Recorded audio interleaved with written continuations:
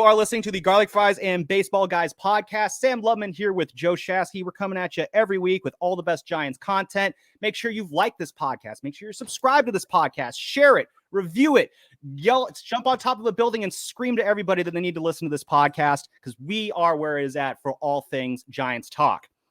Now, I want to get into kind of some quick hits here before we get out of here, Shasky. And first thing I want to do is I want to get back onto Michael Conforto. Because we were kind of looking at him side-eyed a little bit this first month, and I kind of wanted to wait a little bit before I really got onto the coming around bandwagon. Then he got his average above 200. I think it's at 215 now, like you mentioned.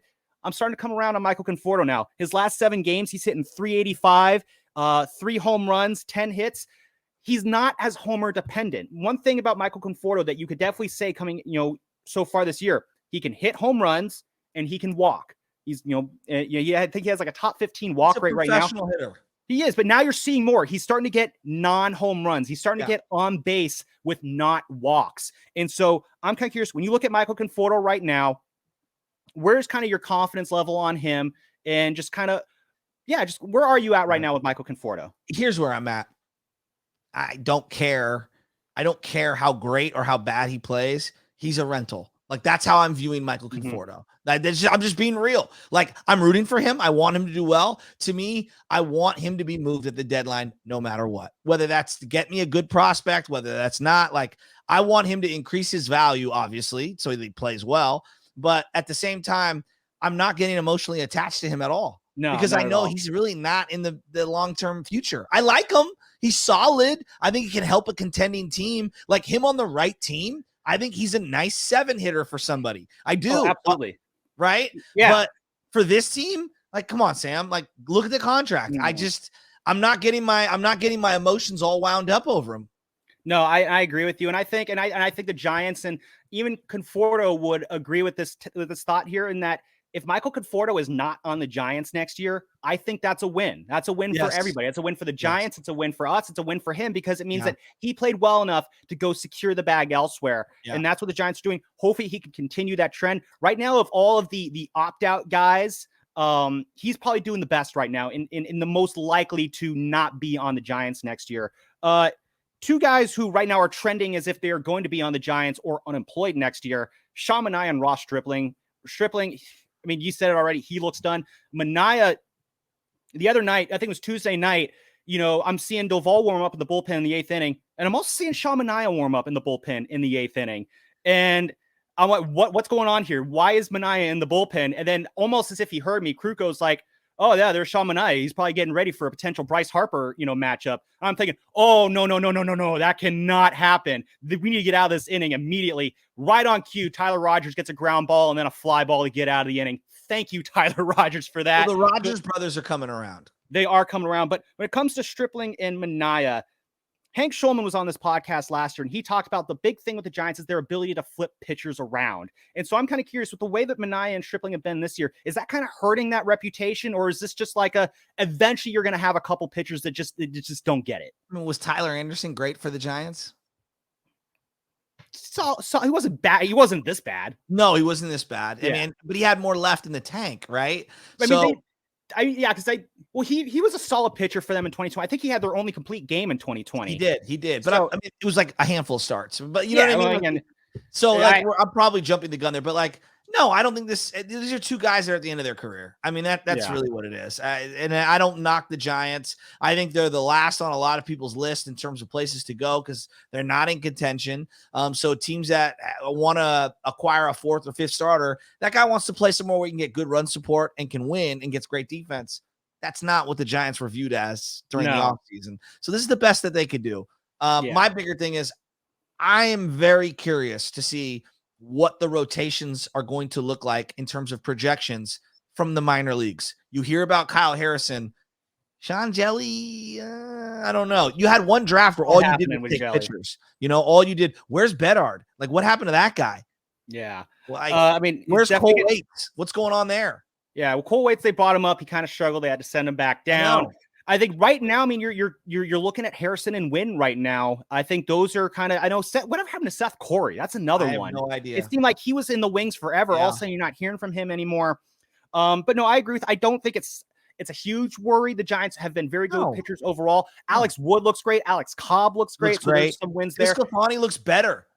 Yeah, all things considered with DeSclafani. Let's talk about DeSclafani really quick. I want to spend a quick minute on him. Who, we've seen some wacky injuries over the years. When he came out in that start against Arizona, I was really worried. And then I found out afterwards that he dropped a piano bench on his toe and his toenail came off. And now we're talking about toenails and pianos. And I'm wondering, where is Jeremy Affeldt in all of this? that was, DeSclafani is the Jeremy Affeldt now of injuries. I'm willing to laugh at it only because he's starting tomorrow. But that was just, I think it kind of underscores how important DeSclafani has been, that where he's got an owie on his toe and you're worried about him. It's not funny, but the worst pitcher injury in terms of non-baseball that the Giants have ever suffered, it's Madison Bumgarner on the ATV. Yes, that ruined their season. It was a franchise. I mean, the impact on that season, I think, is debatable. I'm not sure how good that 2017 team would have been if he didn't get hurt. That was still a bad team. You lose 98 games, you're not a Madison Bumgarner away from all of a sudden being take a playoff Garrett Cole off the Yankees, right? Take Madison Bumgarner off the Giants at that time. I'm definitely not agreeing that it made an impact, but I remember Brian Sabean was even kind of ruminating over that team that year that I don't know about this team because they were still kind of stuck in what happened in 2016 and coming up short there. And I just think there was a funkiness over that 2017 team that kind of set the tone there. Last thing I want to do before we get out of here is I want to do a quick tour through the bullpen. Shasky, if you were to power rank the relievers that you trust the most in the non-Camille Doval division, who would be your top 5 relievers on the Giants right now? In no order?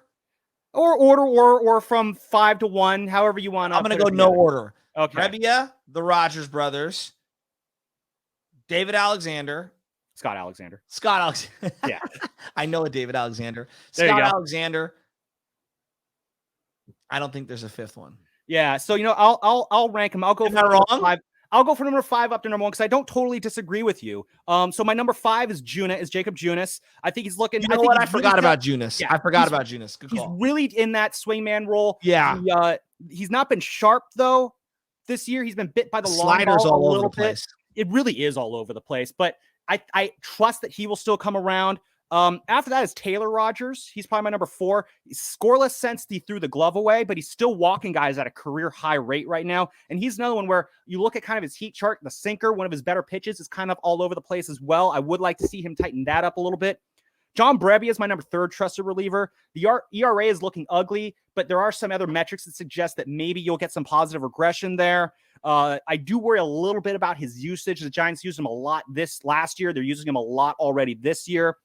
Number 2 is Tyler Rogers. I've always been a big Tyler Rogers guy. Yes, I love submariners.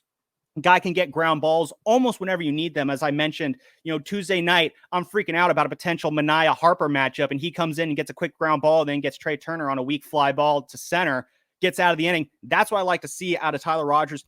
And number 1, Shaskis, might surprise you, Scott Alexander. I trust him a lot. The ERA looks ugly, but he is absolutely a small sample size guy. Yes. Remember when he came in on Monday night? You and I both text the thread. I have a bad feeling about this. We were totally like, this is going to have to be ugly. And he got out of it. Shasky, he's given up 9 runs this year. 6 of those runs came in back-to-back starts against the back-to-back appearances against the Cardinals, and then another 3 spot in San Diego when they were, or not in San Diego, in Mexico City. They were basically playing a game on the moon. So when you take that away, when you take those runs away, the numbers look a lot better. And I think he is a small sample size guy. And that's the problem when you have when you get blown up as a reliever early on in the season is the rest of the year, you're chipping that ERA away. Remember last year, Tyler Rogers had a really bad outing against the Mets. I think he gave up like 6 runs in a third of an inning. Well, he had to stay out there. Yeah. And you look at the numbers, it was like soft hit after soft hit. It was like a duck snort after duck snort. And it was an ugly ERA really until the end of August. And it made Tyler Rogers, I think, an unfair scapegoat for the Giants' problems because people look at that unsightly ERA. And I mean, you remember the kind of the colorful conversations about Tyler Rogers we had on the morning roast. No. But yeah, I think Scott Alexander, he's in that same kind of boat where let's get him a little bit more work. You'll start to see that ERA come down. don't worry about the ERA. There's two ugly appearances that are inflating it, so I'm not worried. So those are my top 5 right now outside of Camilo Doval. I love it. Before we get out of here, do you have any final thoughts? We got the Marlins in town this weekend, but no Jazz Chisholm's hurt, which sucks. I'm supposed to go to the game tomorrow night. Yeah. I'm already yawning in the middle of this show. I got to go take a nap and lay down so I can catch these Giants. Though I'm really excited. If they can win 2 out of 3 against the Marlins, I'll really be excited. Yeah, the Marlins, the last few years, they've really struggled against the Marlins, not just in the last few years, just overall. It seems like the Marlins always seem to give the Giants problems. The Marlins are one of the teams that just they're a Giants nightmare, not just in terms of they always 97. Manaea, 2003, Scott Cousins. There's a lot of bad memories associated with the Marlins. Lou Brinson and Hunter Strickland. There's been a lot of them. Yeah, the Marlins just, for whatever reason, it's never a fun time when these two teams get together. But it was always a good time when you and I get together on this podcast. We will be back next week with a Giants Marlins series to talk about. We'll have more Casey Schmidt exploits to talk about. And let's knock on wood. We might have a special appearance from someone on the next podcast. I don't want to give anything away, though. I like it. Until then, Sam Lubin and Joe Shasky, the Garlic Fries Baseball Guys podcast. We will catch you on the next one.